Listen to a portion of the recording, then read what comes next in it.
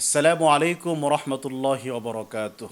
প্রিয় রোজাদার ভাই এবং বোনেরা, আল্লাহ সুবহানাহু ওয়া তাআলা আমাদের মাহে রমাদানের রোজা, সাহরি, ইফতার, তারাবি, তেলাওয়াতে কোরআন সহ যাবতীয় নেক আমলগুলো কবুল করুন, আমিন। সম্মানিত ভাই এবং বন্ধুরা, ভাই এবং বোনেরা, আল্লাহ সুবহানাহু ওয়া তাআলা আমাদেরকে রোজা রাখার তৌফিক দিয়েছেন, আলহামদুলিল্লাহ। পবিত্র মাহে রমাদানের অন্যতম একটা নেক আমল হচ্ছে সাহরি গ্রহণ করা।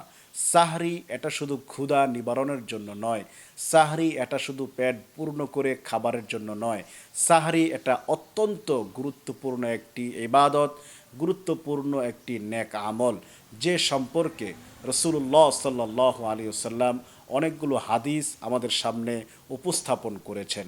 সাহরি একটি বরকতপূর্ণ খাবার, সাহরি একটি নিয়ামতপূর্ণ খাবার,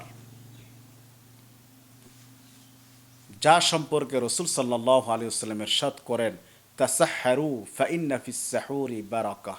তোমরা সাহরি গ্রহণ করো, এটা হচ্ছে বরকতময় অন্যতম একটা খাবার। তারা সাহরি গ্রহণ করে, ফেরেশতারা তাদের জন্য দোয়া করতে থাকেন, আল্লাহ সুবহানাহু ওয়া তাআলার পক্ষ থেকে রহমত বর্ষিত হতে থাকে। রসুল সাল্লাল্লাহু আলাইহি ওয়াসাল্লাম ইরশাদ করছেন, ইন্নাল্লাহা ওয়া মালাইকাতাহু ইউসাল্লুনা আলাল মুতাসাহহিরিন, ইন্নাল্লাহা ওয়া মালাইকাতাহু ইউসাল্লুনা আলাল মুতাসাহহিরিন। প্রিয় দর্শক শ্রোতা, পূর্বেকার আমলে, আগের সময়ে আহলে কিতাবি খ্রিস্টানদের সাথে পার্থক্য হয়ে যায় সাহরি গ্রহণ করার মাধ্যমে। আগেরকার সময়ে আহলে কিতাবি যারা ছিল, তারা রোজা রাখত, কিন্তু তারা সাহরি গ্রহণ করত না। এজন্যই রাসূলুল্লাহ সাল্লাল্লাহু আলাইহি ওয়াসাল্লাম মুসলিমদেরকে সাহরি গ্রহণ করে রোজা রাখার নির্দেশনা প্রদান করেছেন। রসুল বলছেন, ফাদলু মা বাইনা সিয়ামিনা ও সিয়ামি আহলিল কিতাবি আকালাতুস সাহুর। তো রসুল সাল্লাহ সাল্লাম ইরশাদ করছেন, আমাদের রোজা এবং আহলে কিতাবি খ্রিস্টানদের রোজার সাথে পার্থক্য হচ্ছে সাহরি গ্রহণ করা। কি দিয়ে সাহরি গ্রহণ করব?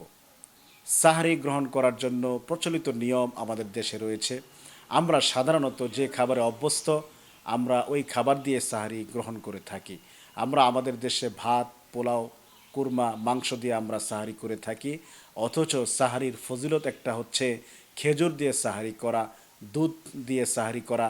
অত্যন্ত গুরুত্বপূর্ণ ফজিলতপূর্ণ একটা আমল হচ্ছে খেজুর দিয়ে সাহারি করা।